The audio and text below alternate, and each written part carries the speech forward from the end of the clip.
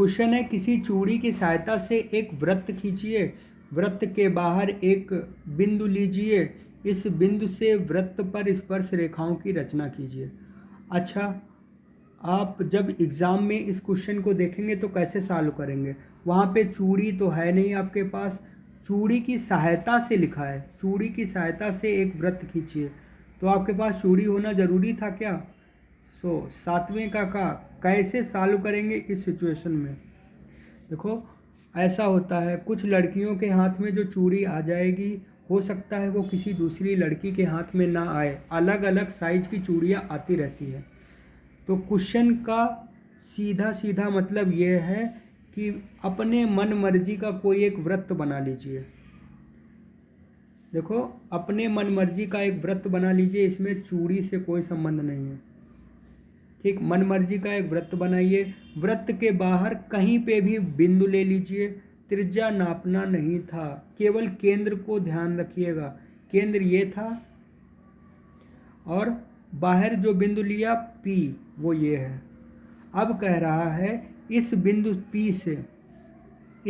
P से वृत्त पर स्पर्श रेखाओं की रचना कीजिए।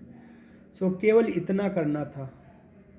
तो जब रचना के पद हम लोग लिखेंगे तो ये मत लिख देना मैंने 5 सेंटीमीटर त्रिज्या का वृत्त बनाया या मैंने इतना बनाया, नहीं, मन माना मैंने एक वृत्त बनाया और वृत्त से बाहर एक बिंदु P ले लिया, ठीक, O से P को मिला दिया, फिर OP का अर्धक किया। OP का अर्धक कैसे करते हैं? O पर प्रकार की नोक, पेंसिल को आधे से अधिक दूरी तक और ये चाप लगाया, जैसा चाप उधर लगाया वैसा चाप यहाँ पे लगाया, वही सेम काम, प्रकार की नोक यहाँ पे चाप लगा लेते हैं, क्या ये चाप लगाया, इधर ये चाप लगाया, इन दोनों को क्या करेंगे? मिला लेंगे।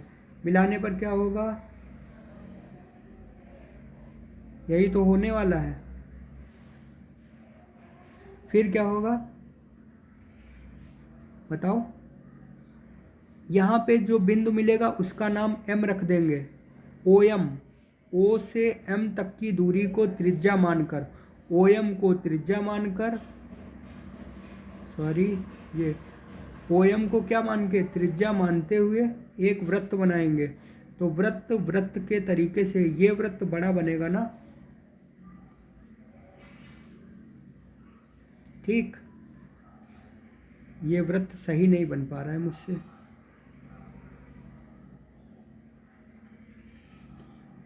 हाँ बन गया, लेकिन ये साइड में, चलो ठीक, वृत्त बना लेना है जो कहाँ से जाएगा?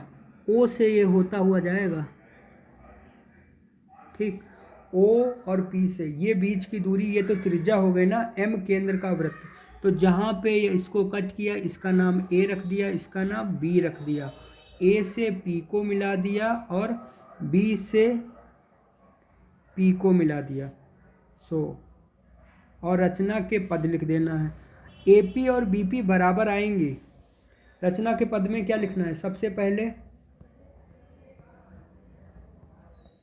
नंबर 1, सर्वप्रथम एक वृत्त बनाया।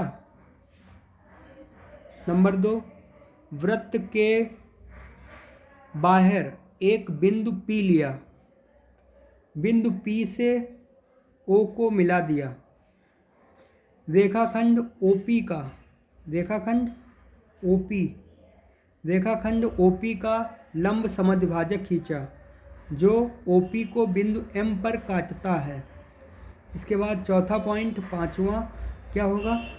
OM को केंद्र मानकर, नहीं, OM को त्रिज्या मानकर तथा M को केंद्र मानकर एक वृत्त बनाया जो O केंद्र वाले वृत्त को बिंदु A तथा B पर काटता है।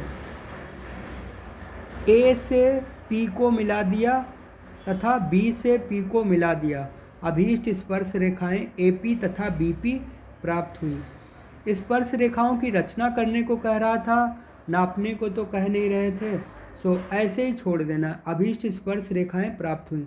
इसके लास्ट में हम लोग यही लिख देते हैं, यही रचना करनी थी। जब रचना के पद सभी लिख दिया करो ना, 4 या 5, यही रचना करनी थी। ऐसे उदाहरण में भी लगे होंगे यही रचना करनी थी ऐसे करके, ठीक। सो मनमानी त्रिज्या की एक चूड़ी बना लेनी है और फिर मनमाना दूरी पर ये बिंदु पी ले लेना है, ठीक। सो इस क्वेश्चन में इतना ही खास था। बाकी AP बराबर BP आएगा, ये दूरी इसके बराबर होगी उत्तर की जांच के लिए कि आपकी रचना सही बनी या नहीं बनी। एग्जामिनर यही चीज़ देखेगा कि AP बराबर BP है या नहीं। सो सॉल्व कर लीजिएगा, वीडियो को लाइक कर दीजिएगा और चैनल को सब्सक्राइब कर लीजिएगा। Thank you.